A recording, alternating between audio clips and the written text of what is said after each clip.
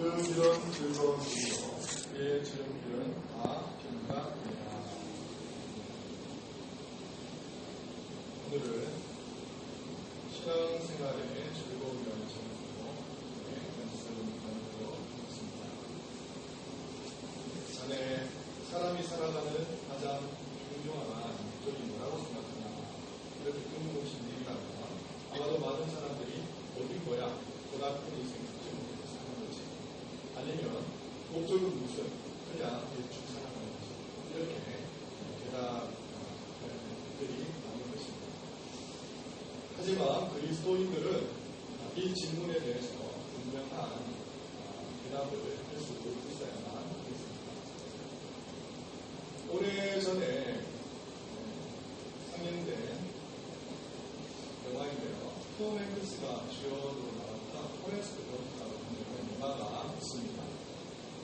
그 영화를 보시면 영화의 처음과 마지막에 깃털이 바람에 날려서 이리저리 날리는 것을 보게 됩니다.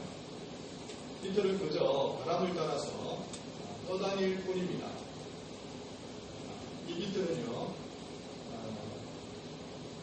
그 영화의 주인공으로 등장하는 포레스트 검프를 변호하는 선생물이라고 할 수 있겠는데요. 그는 영화에서 상당히 지식적인 능력이 떨어지는 그런 전능아로 나옵니다. 왜 그 IQ는 대략 한 75 정도 된다고 그렇게 얘기를 하는데요. 그래서 그가 스스로 자기 인생에 대해서 어떻게 보면 목적을 세우기라든지 아니면 목표를 찾는다든지 하는 것은 역부족이다. 이렇게 영화는 그려내고 있습니다. 그래서 포레스트는 삶의 모든 것이 마치 우연인 것처럼 그렇게 살아갑니다. 우연이 계속되면서 포레스트는 다양한 경험을 하게 되는데요. 자, 어찌어찌 하다가 그는 베트남 전쟁에 참전하기도 하고요. 또 어느 날, 한날은 그가 생각 없이 뛰기를 시작하는데 많은 사람들이 그가 뭔가 위대한 메시지를 가지고 육각질을 한다고 생각하고 구름대처럼 몰려옵니다. 그러면서 선생님, 무슨 의미를 가지고 계십니까? 메시지가 무엇입니까? 그렇게 질문을 하는 것이죠. 자, 결국 이 영화가 말하려고 하는 것은 무엇이냐면 인생이라고 하는 것이 특별한 것이 없다. 그래서 인생이라고 하는 것은 우연의 산물이다. 잘난 사람이나 못난 사람이나 많은 사람들도 환영을 받을 때도 있고 또 때로는 나락으로 떨어질 때도 있고 별반 다르지 않은 인생, 특별한 것이 없다. 그렇게 얘기를 하는 것입니다. 사람이란 우연히 태어나서 우연히 살다가 우연히 죽는 존재일 뿐 더 이상은 아니라고 하는 것이죠. 자, 하지만 사랑하는 성도 여러분, 인생이라는 것이 정작 과연 우연의 산물일까요? 하찮은 밥그릇 하나, 젓가락 하나도 그 목적과 그 쓰임새에 따라서 만들어지기 마련인데요. 그래서 우리는 소연히 문답 제1항에서 이런 질문과 대답을 주로 받습니다. 인생의 제일 되는 목적이 무엇인가? 인생의 제일 되는 목적은 하나님을 영화롭게 하고 영원히 그분을 즐거워하는 것이다. 이렇게 얘기를 하는 것이죠. 성경은 이렇게 말씀합니다. 내 이름으로 불려지는 모든 자, 곧 내가 내 영광을 위하여 창조한 자를 보게 하라. 그를 내가 지었고 그를 내가 만들었느니라. 그러므로 우리가 이 땅을 살아가면서 하는 모든 일에 있어서 궁극적인 목적이 있는데요. 그 목적은 다름 아니라 하나님의 영광이다. 우리가 좋은 집 사서 들어갈 수 있습니다. 그리고 우리 사랑하는 자녀들 좋은 대학 보낼 수 있습니다. 그리고 우리가 먹고 마시는 일에 신경을 쓸 수 있습니다. 그러나 그런 것들은 부차적인 목적이지 궁극적이거나 최종적인 목적은 될 수 없습니다. 우리의 궁극적인 목적은 우리가 죽으나 사나 무엇을 먹든지 마시든지 여호와의 영광을 위해서 행하는 것이다. 예를 들어서 한국이 나온 세계적인 지휘자 정명훈 씨의 공연을 보고 말씀드린 느낌을 한번 생각해 보도록 하겠습니다. 자, 정명훈 씨의 영광은 탁월한 음악성이 있습니다. 그런데 그 음악성을 우리가 아무 곳에서나 볼 수는 없는 것이죠. 예를 들면 슈퍼마켓에서 정명호 씨를 만났다. 그의 영광은 슈퍼마켓에서 드러나지 않습니다. 그의 영광은 정말 웅장한 그 오페라 하우스 같은 곳에서 그의 어떻게 보면 장엄한 음악 가운데 드러나게 되는데 그 화려한 교향곡이라든지 이런 곡들을 이런 음악들을 지휘한 이후에 많은 청중들이 환호하고 감격하면서 기립하고 박수치고 또 브라보라고 얘기를 한다든지 아니면 앙코르라고 얘기하든지 그의 재능에 대해서 칭송을 다할 때 이것은 곧 그에게 영광을 드린다 이렇게 얘기를 할 수 있겠습니다. 그러니까 그에게 영광이 있음에도 불구하고 드러나지 않는다며야 계시되지 않는다며야 그 누구도 그에게 영광을 돌려 드릴 수는 없는 것이죠. 자, 그러니까 하나님께 영광을 돌린다고 하는 것, 그분을 영화롭게 한다고 하는 것과 어떻습니까? 우리가 그분을 즐거워한다고 하는 것은 아주 밀접한 관계를 가지고 있습니다.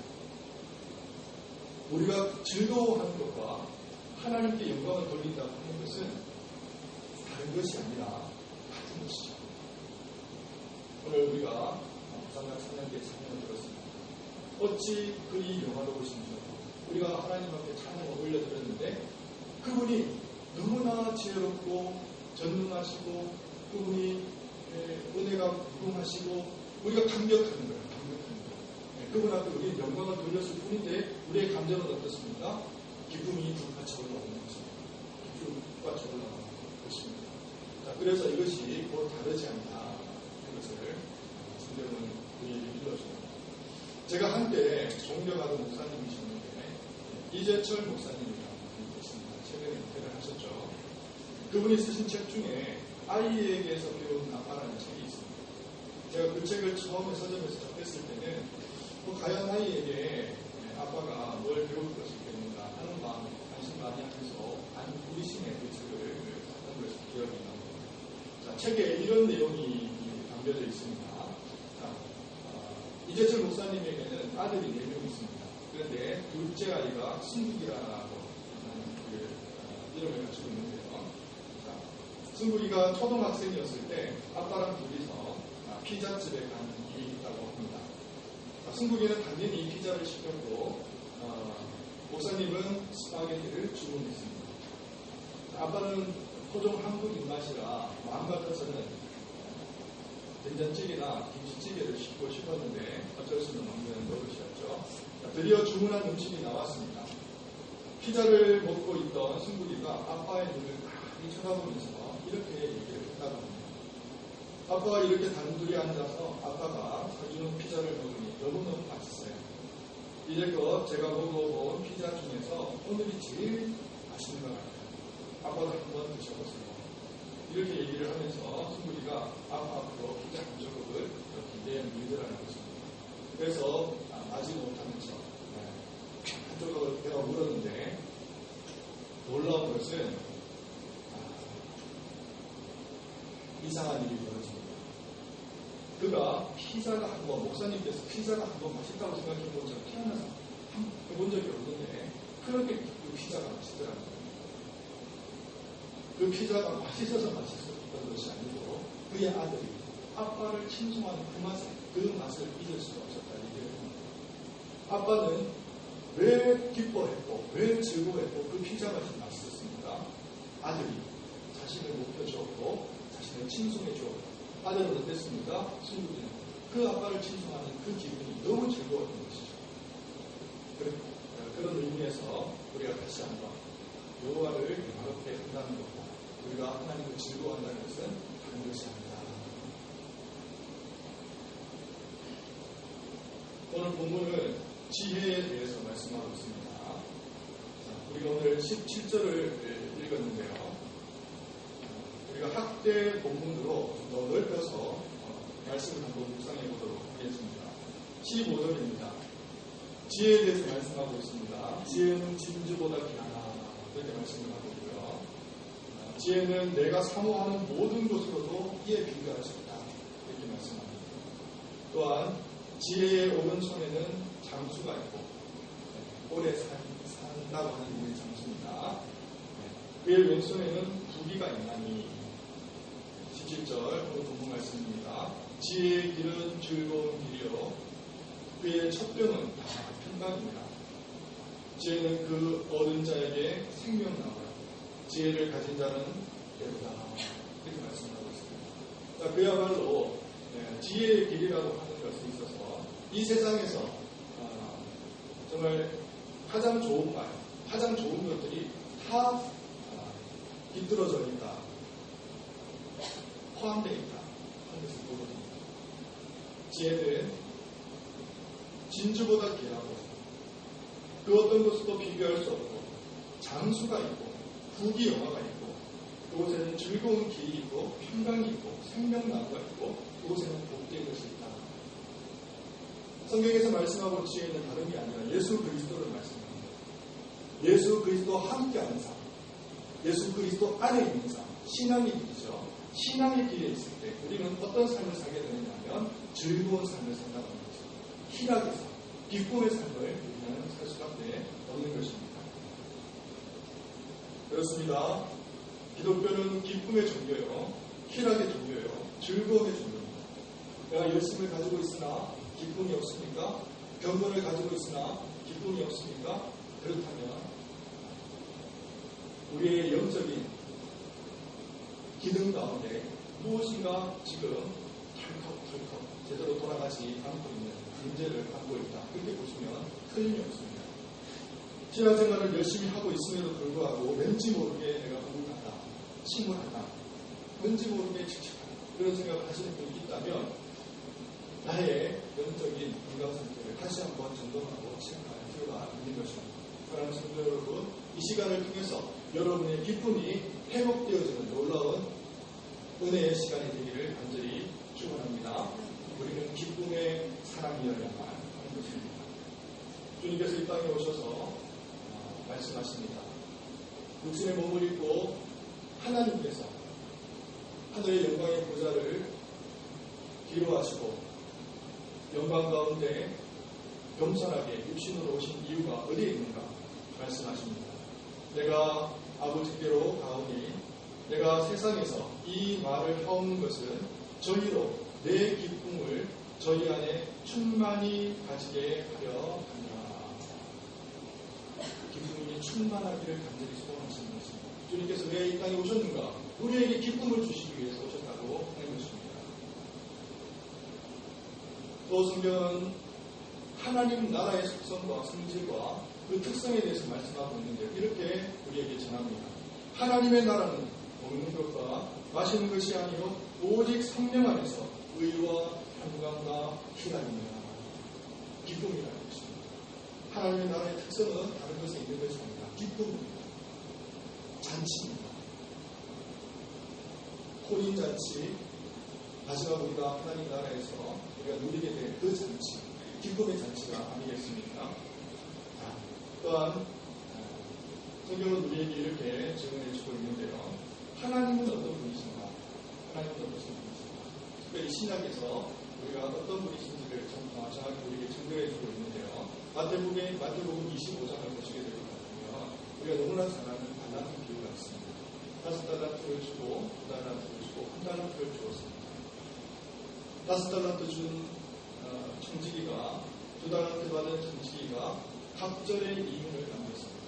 그에게 주님께서 나타나셔서 축복하시는 40절 말씀이 무엇입니까? 잘하였다. 착하고 충성된 종. 그 다음입니다. 뭐라고 말씀하십니까? 주의 즐거움에 참여할지니라. 세상 사람들은요 다 쓰고 버립니다. 용도가 어느 정도 폐기가 됐다 싶으면 그 효용가치가 다 떨어졌다 싶으면 다 버립니다. 그러나 하나님께서는 우리를 충성되이 여기셔서 이 땅 가운데 정말 게으르지 아니하고 나태하지 아니하고 하나님 나라를 바라보면서 그 영광을 바라보면서 땀 흘리고 수고한 모든 사람들이 마지막 하나님께서 칭찬을 해주시는데 착하고 충성된 종 잘하였다 그렇게 칭찬하시면서 뭐라고 말씀하시더라고요? 주인의 즐거움에 참여하지 즐거움에 참여하고 우리를 부르십니다. 하나님의 놀라우신 은혜가 아닐 수가 없는 것입니다. 하나님의 본질을 또 구약에서도 우리에게 증언해주고 있습니다. 시편 16편 11절에 이렇게 말씀합니다. 주께서 생명의 길을 내게 보이시리니 주의 앞에는 충만한 기쁨이 있고 주의 오른쪽에는 영원한 즐거움이 있나이다. 주의 앞에는 기쁨이 충만하고 주의 오른쪽에는 영원한 즐거움이 있는 것입니다. 그러나 성도 여러분, 하나님께서 이 땅을 창조하시고 아담과 하와를 조성하신 이후에 에덴 동산을 만드셨는데 그 에덴 동산을 특별히 무엇이라고 부르셨냐면 아돔이라고 부르셨다고 하는 것입니다. 기쁨의 동산입니다. 자, 그렇다면 우리에게 우리 주님께서 인간이 타락하고 죄로 말미암아 죽을 수밖에 없었던 죽었던 존재에게 주님이 나타나셨습니다. 그러시면서 우리에게 복음을 주셨는데 그 복음, 굿뉴스, 왜 굿뉴스라고 얘기합니까? 왜 그것이 복된 소식입니까? 기쁨의 소식입니까? 우리에게 회복하는 것은 단지 생명만이 아니라 죽었다가 살아나는 구원의 역사만이 아니라 다시 한번 회복되었던 상실되었던 약골이 다시 한번 우리 주님으로 말미암아 복원되어지고 회복된다는 측면에서 굿뉴스, 기쁜 소식이 되는 것입니다. 마지막 날은 이렇게 마무리될 것입니다. 이사야서 35장은 이렇게 증언합니다. 우리가 들어갈 하나님의 나라입니다. 최종적으로 우리가 그분의 영광 앞에 우리가 머리를 조아리고 그분의 영광을 눈에서 눈을 보는 것처럼 분명하게 보는 그 천상에서 어떤 일들이 벌어진가. 이사야 35장은 증언하는데요. 이렇게 말씀하고 있습니다. 그때 소경의 눈이 밝을 것이며 귀머거리의 귀가 열릴 것이며 그때의 적은 자는 사슴같이 뛸 것이며 벙어리의 혀는 노래하리니 이는 강야에서 물이 쏟겠고 사막에서 시내가 흐를 것이라. 뜨거운 사막이 변하여 옷이 될 것이며 메마른 땅이 변하여 원천이 될 것이며 실랑에 눕던 곳에 풀과 갈대와 푸들이 날 것이며 거기 대대로 있어 그 길을 거룩한 길이라 일컫는 바 되리니 깨끗이 못한 자는 지나지 못하겠고 오직 구속함을 입은 자들을 위하여 있게 될 것이라. 우매한 행위는 그 길을 범치 못할 것이며 거기는 사자가 없고 사나운 짐승이 그리로 올라가지 아니하므로 그것을 만나지 못하겠고 오직 구속함을 얻은 자만 그리로 행할 것이라. 마지막 절입니다. 여호와의 숙량함을 얻은 자들이 돌아오되 노래하며 시온에 이르러 그 머리 위에 영영한 희락을 띠고 기쁨과 즐거움을 얻으니 슬픔과 단식이 달아나리로다. 할렐루야. 우리가 구할 땅이 사내가 새 땅이 그곳이라는 것입니다. 슬픔과 단식은 달아날 것이고 그곳에는 영영한 희락과 기쁨과 즐거움만이 넘쳐나게 될 것입니다. 사랑하는 성도 여러분, 우리를 하나님께서 부르신 이유가 여기에 있는 것입니다.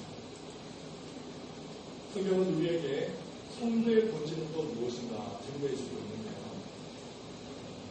이스라엘의 지도자 느헤미야가 어느 날은 예루살렘에서 율법을 낭독하고 설교하기 위해 백성들을 함께 불러 모으게 됩니다.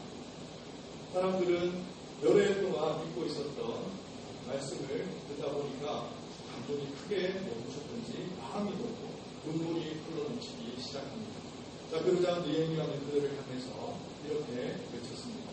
울기를 그치고 잔치를 벌이라고 말하면서 참된 선교의 본질이 무엇인가 우리에게 전해줍니다. 너희는 가서 살찐 것을 먹고 단 것을 마시되 예비치 못한 자에게는 너희가 나누어주라. 여호와를 기뻐하는 것이 너희의 힘이라. 성도는요, 어디에서 우리가 힘을 얻느냐? 우리가 어디에서 정말 불긋불긋 이 세상을 살아갈 용기와 담대함과 담력을 우리가 얻을 수 있는 그 원천이 어디에 있습니까? 여호와를 기뻐하는 데서부터 드러난다는 것입니다. 이와를 우리가 사랑할 때, 그분을 즐거워할 때, 그야말로 우리가 생각지도 못했던 정말 우리가 어디서 그런 힘들이 솟아나는지 불긋불긋 우리가 이 세상을 정복하면서 살아갈 수가 있게 되는 것입니다. 어디를 봐도 성경은 희락과 기쁨과 즐거움에 대해서 얘기하지 않는 것이 없습니다. 심지어는 이 기쁨을 최악의 상황에서도 누렸던 사람들이 있는데요. 그야말로 기쁨으로 승화시켜, 슬픔을, 고난의 고통을 승화시켜서 기쁨으로 변화시키고 바꾸어서 정말 인생을 살았던 많은 우리의 믿음의 성도들이 있습니다. 성경은 이렇게 얘기를 합니다. 먼저 우리가 야고보서를 보겠습니다. 야고보서는 우리에게 이렇게 증거하죠. 내 형제들아, 너희가 여러 가지 시험을 만나거든 온전히 기쁘게 여기라. 이는 너희 믿음의 시련이 인내를 만들어내는 줄 너희가 압니다. 사도행전 5장 41절에서는 우리의 사도들이 핍박을 받았을 때 어떻게 행했는지를 잘 증거해주고 있습니다. 사도들은 그 이름을 위하여 능력받는 일에 합당한 자로 여기심을 기뻐하면서 공의 앞을 떠납니다. 또 다른 그리스도인들은 어떻게 살았는지 히브리서 10장 34절을 증거합니다. 너희가 갇힌 자를 동정하고 너희 상업을 빼앗기는 것도 기쁘게 당한 것은 더 낫고 영광한 상이 있는 줄 압니다. 자, 성경에는요 여러 가지 상황 속에서 형편 속에서 기쁨을 누리고 희락을 누리고 즐거움을 누렸던 사람들이 있음을 우리가 증거해 주고 있을 뿐만 아니라 그 중에서도 가장 강력하게 기쁨을 전하고 그리고 우리에게 발산해 준 분들이 있습니다. 그런 누군가 하니 다름 아니라 믿음의 사도 바울입니다. 그는 기쁨의 책을 썼습니다. 기쁨의 서신을 썼습니다. 그 책이 무엇입니까? 빌립보서입니다. 빌립보서에서 그는 뭐라고 얘기를 하고 있습니까? 로마 감옥에 갇혀서 밤낮으로 쇠사슬에 묶여 간수의 감시를 받아오면서 언제 죽음을 당할지 모르는 상황에서도 그는 현재 처음부터 끝까지 기쁨을 노래하고 기쁨을 뿜어내고 있는 것을 보게 됩니다. 빌립보서가 보여주는 바울의 기쁨은 죽음마저 뛰어넘는 충만한 기쁨이었습니다. 바울은 그의 투옥이 사형 선고로 끝날 수도 있다는 것을 잘 알고 있었습니다. 그런데도 불구하고 그는 이렇게 말하고 있습니다.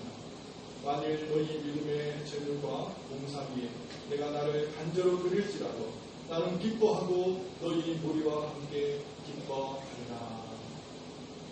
기뻐하고 기뻐한다는 것입니다.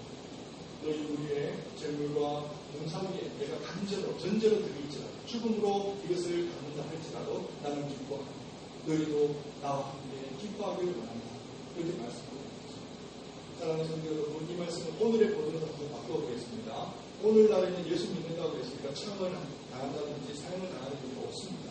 자, 그렇다면 여러분 믿음 생활 잘하는 동안에 정말 생각지도 못했던, 기대치도 않았던 여러분들이 만약 불치의 암을 여러분들이 수고받았다고 생각해 보겠습니다.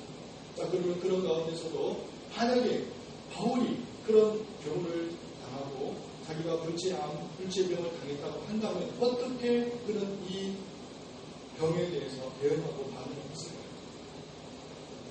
당연하죠. 기뻐하지 않았겠습니까? 기뻐했을 것입니다. 주님의 그 섭리와 경륜 앞에서 무릎을 꿇고 모든 것을 기쁨으로 받았을 것이 분명합니다. 이것이 기쁨의 삶입니다. 그리스도 안에서 기뻐한다는 것은 가장 극한 상황 속에서도 가장 절망되는 형편에 있음에도 불구하고 그 모든 것을 하나님께 의탁하고 감사하고 영광을 돌린 자, 그것이 곧 기쁨의 희락의 즐거움이 되는 것입니다. 이제 말씀을 마무리하도록 하겠습니다. 사사기 18장을 보시면 상당히 재미있는 이야기가 하나 소개되고 있는데요. 시돈에 살던 많은 사람들이 자기끼리 모여서 자기네 방식대로 살아갈 수 있는 장면을 발견하기 위해서 이리저리 돌아다니는 장면이 나옵니다. 자, 그들이 왜 그랬는지에 대해서 성경은 우리에게 명확하게 얘기를 해주지 않고 있지만 분명한 것은 어쨌든 이 사람들은 시돈을 떠나서 자기들끼리 돌아다니다가 마침내 자기들이 원하는 조건에 딱 맞는 장소를 발견하고는 그곳에 정착했다는 것입니다. 성경은 이렇게 전합니다. 이에 5 사람이 떠나 라이스에 이르러 거기 있는 백성을 본즉 염려 없이 거하며 시돈 사람같이 한가하고 평안하니 그 땅에는 권세 잡은 자가 없어서 무슨 일에든지 괴롭게 함이 없고 시돈 사람과 상교가 멀며 아무 사람과도 상종하지 아니한다. 자, 무슨 얘기입니까? 그들은 그곳을 라이스라고 명명을 했고요.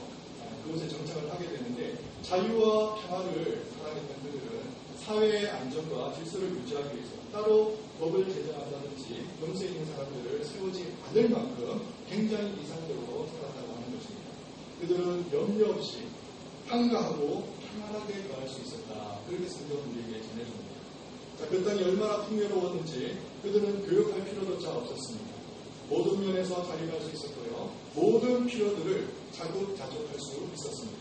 그렇게 그들은 그곳에서 풍요를 누리고 즐겁고 기쁘게 살았습니다. 무사 태평, 정말 무릉도원이 따로 없을 지경이었습니다.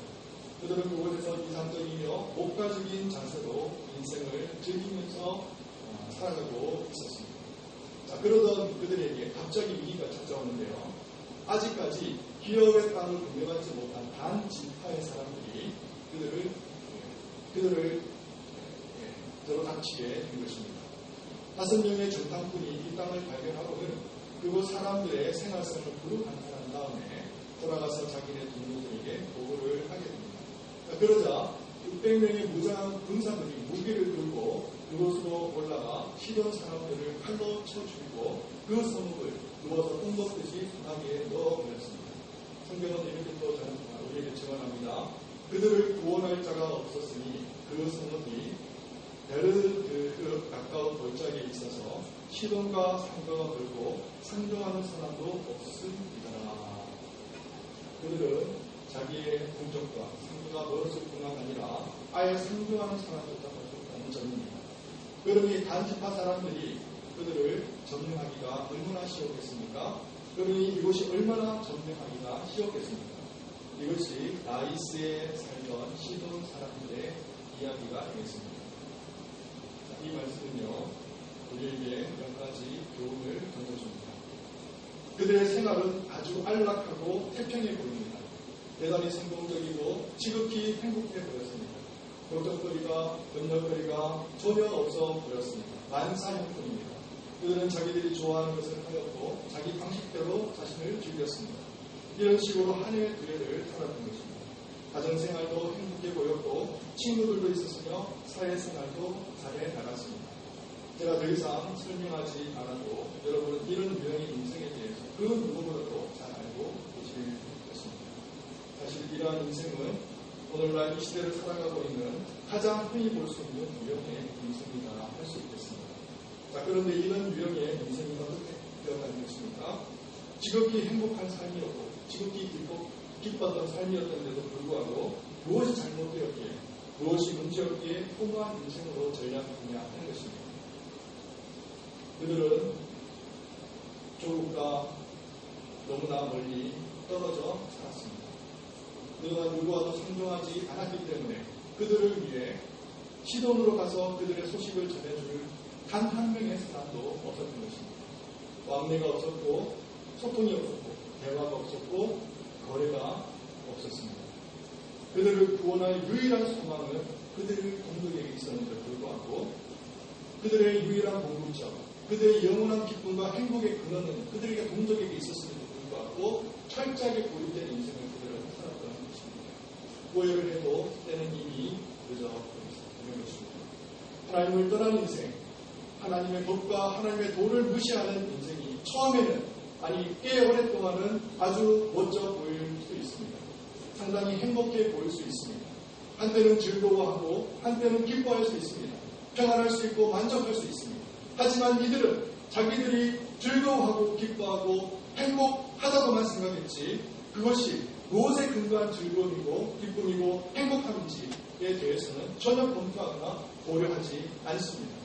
비록 화산 위에 앉아 있더라도 그 화산이 폭발하지 않는 한 상관이 없다는 주관입니다. 사랑하는 성도 여러분, 하나님만이 참된 기쁨인 줄 믿습니다. 하나님만이 참된 행복의 근원이십니다. 전능하신 하나님만이 우리의 즐거움의 뿌리가 되시고 근원이 되시고 근본이 되시는 줄 믿습니다. 하나님과 거리를 두는 일이 없기를 바랍니다. 하나님과 교제를 끊어버리는 일이 없기를 바랍니다. 하나님과 사랑을 나누는 일, 교제를 나누는 일, 하나님과 소통하는, 대화하는 일을 끊어버리는 어리석음을 범치 않기를 원합니다. 그분은 우리의 영원한 기쁨이 되시는 것입니다. 우리가 어떻게 기쁨을 누릴 수가 있는가? 우리가 어떻게 그분 앞에서 행복을 누릴 수가 있는가? 다른 것이 아닙니다. 우리는 그분대로 즐거워하고 영화를 돌리는 것입니다. 그분을 기뻐하는 것입니다. 그분을 사랑하고 그분을 존중하고 그분을 경외하고 그분을 예배할 때 다름 아니라 영원히 그분 안에서 기뻐하는 존재가 된다고 하는 질문입니다. 이 기쁨을 영원히 누리실 수 있는 저와 여러분 되시기를 바랍니다. 기도하겠습니다. 하나님과 우리가 부심하신 하나님 우리가 주님 앞에 있습니다. 하나님 아버지 앞에 있습니다. 하나님이 어떠하신 분이신지 늘 묵상하며 하나님을 드높일 수 있는 저희들이 되게 하시고 그것이 곧 우리의 영원한 기쁨이니 하나님 아버지 우리의 영원한 기쁨 희락과 즐거움이 우리 앞에 놓여져 있사오니 우리를 그곳으로 초대했사오니 하나님 그 감사와 은혜에 감격하여 주님 앞에 다시 한번 달려갑니다. 우리를 받아주시고 우리를 품어주시고 온전히 주님의 영원한 그 기쁨의 교제 가운데 우리 가할 수 있도록 은혜와 자비를 베풀어 주시옵소서. 감사를 드리며 우리 주 예수 그리스도의 이름으로 기도를 드립니다.